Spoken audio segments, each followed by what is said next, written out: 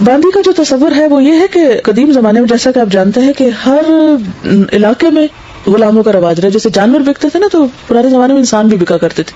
اسلام نے آ کر اس پر پابندی عائد کر دی اور اس کو کبیرہ گناہ قرار دیا گیا کہ انسانوں کی کوئی خرید و فروخت ہو. آج بھی آپ دیکھیں کتنی مہذب دنیا لیکن کڈنیپنگ ہوتی ہے, بچوں کی خرید و فروخت کے سلسلے چپ چپا کے جاری رہتے ہیں, عورتوں کی خرید و فروخت ہوتی رہتی ہے. یہ اسلام کی روح سے یہ حرام اور ناجائز فعل ہے. پھر اس کے بعد یہ کہ اسلام نے اس کو ایک دم ختم نہیں کیا, اس کو حرام قرار دیا اور اس کے ساتھ ترغیب دی کہ جتنے بھی غلام پہلے سے ہیں ان کو آزاد کیا جائے. اس لیے آپ دیکھیں گے کوئی بھی گناہ ہے اس کے کفارے میں میرے غلاموں کا ذکر آتا ہے, غلام آزاد کرو, غلام آزاد کرو. اس میں ہم دیکھتے ہیں کہ حضرت ابوبکر صدیق رضی اللہ تعالیٰ عنہ کثرت سے غلام آزاد کراتے تھے. حضرت عثمان ہر جمعے کو غلام آزاد کرتے تھے, اللہ نے ان کو بہت مال دے رکھا تھا, اور اگر کسی جمعے کو ایک آزاد نہیں کر سکتے تھے تو آئندہ 2 بھی کر دیا کرتے تھے. اسی طرح خواتین بھی, حضرت عائشہ رضی اللہ تعالیٰ عنہ نے بہت سارے غلام آزاد کیے. تو اسلام نے غلامی کو ختم کرنے کے لیے کثرت سے آزاد کرنے کی طرف توجہ دلائی. پھر کہا کہ اگر کوئی کسی کو آزاد کرتا ہے تو وہ اپنی گردن کو جہنم کی آگ سے آزاد کرتے ہیں. اتنا اجر و ثواب ہے کہ انسان کی آخرت اور عاقبت سنور جائے. ہاں ایک صورت ہے کہ اگر جنگ ہو اور وہ بھی جنگ ایک اسٹیبلش جہاد فی سبیل اللہ ہو جس میں دشمن کے ساتھ واقعی کوئی ایسی صورت پیش آئی اور اس میں کچھ اگر مرد اور عورتیں پکڑی بھی آئیں تو اس کے بعد ان کا تبادلہ بھی ہو سکتا ہے, اپنے جنگی قیدی چھڑائے جا سکتے ہیں ان کے بدلے میں, یا اپنی لینڈ چھڑائی جا سکتی ہے ان لوگوں کے بدلے میں. اور اگر کوئی ایسی صورت نہ ہو تو ان لوگوں کو کسی ایک جیل میں بند کرنے کی بجائے یا کسی کیمپ میں رکھنے کی بجائے یا کسی ہوم میں ڈالنے کی بجائے پھر کیا ہے, ایک طریقہ یہ بھی بتایا گیا کہ ان کو پھر فوج پر تقسیم کر دیا جائے. اب جب جن کو تقسیم کیا جائے گا اس پر بھی یہ لازم نہیں ہے کہ وہ ضرور اس کو اپنی بیوی بہن کی حیثیت میں گھر میں رکھے.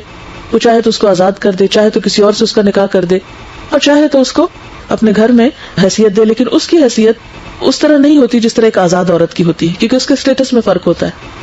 باندی کا یہ کوئی کانسیپٹ نہیں کہ گھروں کی میڈس کو باندی سمجھ لیا جائے یا کسی آزاد عورت کو خرید کر اس سے کوئی ایسا تعلق قائم کیا جائے. یہ مس انڈرسٹینڈنگ ہے جو کی گئی. سبحانک اللہم و بحمدک نشہد ان لا الہ الا انت نستغفرک و نتوب الیک. اسے عبادت سمجھا گیا ہے, لیکن اسلام میں نہ پہلی صورت روا ہے اور نہ دوسری صورت. نہ تو اسلام یہ کہتا ہے کہ بغیر کسی پابندی کے, بغیر کسی ذمہ داری کے مرد اور عورت کا تعلق ہو, اور نہ ہی یہ چاہتا ہے کہ وہ ان دونوں کے درمیان ایسا کوئی تعلق ہو ہی نہ, کیونکہ یہ بھی ایک بالکل غیر فطری بات ہے. ان دونوں انتہاؤں کے درمیان میں اعتدال کا راستہ ہے اور وہ اسلام کا راستہ ہے, اور وہ کیا ہے کہ مرد اور عورت کا باہم تعلق ایک قانون کے تحت حقوق اور فرائض کی ادائیگی کے ساتھ اور کچھ ذمہ داریوں کی ادائیگی کے ساتھ ہو. پہلے نظریے کو اگر ہم دیکھیں کہ مرد اور عورت کے درمیان کوئی قانونی معاہدہ نہ ہو اور اس کے بغیر دونوں ایک دوسرے کے ساتھ رہے, جب تک دل چاہے ساتھ رہے, اور جب دل بھر جائے وہ ایک دوسرے کو چھوڑ جائیں, یہ طریقہ انسانیت کا طریقہ نہیں ہے. یہ طریقہ جانوروں میں ہم دیکھتے ہیں کہ ان میں کپلز بنتے ہیں. سبسکرائب کیجیے ہمارے چینل اور دبائیے اس بیل آئیکن کو تاکہ آپ کو ریگولر نوٹیفیکیشنز اور اپڈیٹس مل سکیں. ڈیٹنگ ہوتی ہے, بچے پیدا ہوتے ہیں, بچے اپنا آپ کچھ سنبھالنے کے قابل ہوتے ہیں تو وہ ایک دوسرے کو چھوڑ دیتے ہیں, اور اگلے سیزن میں وہ کپل الگ ہونے کے بعد کہیں اور کپل بن سکتے ہیں. جانوروں میں تو یہ طریقہ ہو سکتا ہے لیکن انسانوں میں نہیں. اور جانوروں میں بھی ہم دیکھتے ہیں کہ جب کپلز بنتے ہیں تو جب تک بچے اپنے پاؤں پہ کھڑے نہیں ہو جاتے, اپنی غذا, خوراک, رہائش کا خود انتظام کرنے کے لائق نہیں ہوتے, اپنے آپ کو سنبھالنے کے لائق نہیں ہوتے, اس وقت تک وہ اکٹھے ہی رہتے ہیں, مل کر اپنی ذمہ داریاں نبھاتے ہیں. لیکن انسانوں میں بسا اوقات آزادی کے نام پر ایسی صورتحال دیکھنے میں آئی ہے کہ عموماً سارے کا سارا بوجھ عورت کے سر پہ ڈال دیا جاتا ہے. وہی بچے کو پیدا کرے, وہی جنم دے, وہی اس کی جدائی پر برداشت کرے کہ اسے کہیں کسی جھولے میں چھوڑ آئے یا اپنے پاؤں پہ جس طرح چاہے کلہاڑی مارے. لیکن اسلام اس چیز کا سخت مخالف ہے.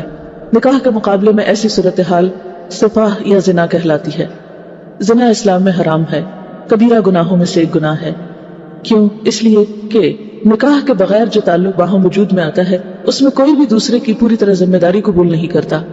اس معاہدے کے اندر 2 بڑے فریق ہیں, ایک طرف عورت ہے اور دوسری طرف مرد ہے.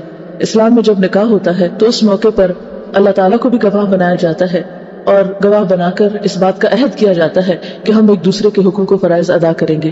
اور اس کے ساتھ ساتھ بندوں کو بھی گواہ بنایا جاتا ہے, کیونکہ اسلام میں خفیہ نکاح نام کی کوئی چیز نہیں, اس کا اعلان کرنا پڑتا ہے. شادی کے موقع پر گواہ ہوتے ہیں, ولی ہوتا ہے. یہ ساری صورتحال اس لیے کہ دونوں کو ایک دوسرے کے حقوق ادا کرنے کے لیے پابند کیا جائے. مرد ایک عورت سے بغیر کسی ذمہ داری کے نبھائے فائدہ نہ اٹھائے. وہ عورت کو پوری طرح پروٹیکشن دے، اپنے گھر میں لائے، عزت دے، اور پھر ان سے آگے جو نسل جنم لے اس کو پروان چڑھانے میں مرد پوری طرح کا شریک ذمہ داری ہو. یہ نہیں کہ بچہ پیدا ہونے کے بعد عورت سنگل پیرنٹ کے نام سے ساری مصیبت جھیلتی رہے. اور اس میں دونوں کو ایک دوسرے کے حقوق ادا کرنے کے لیے بہت طرح پابند بھی کیا گیا.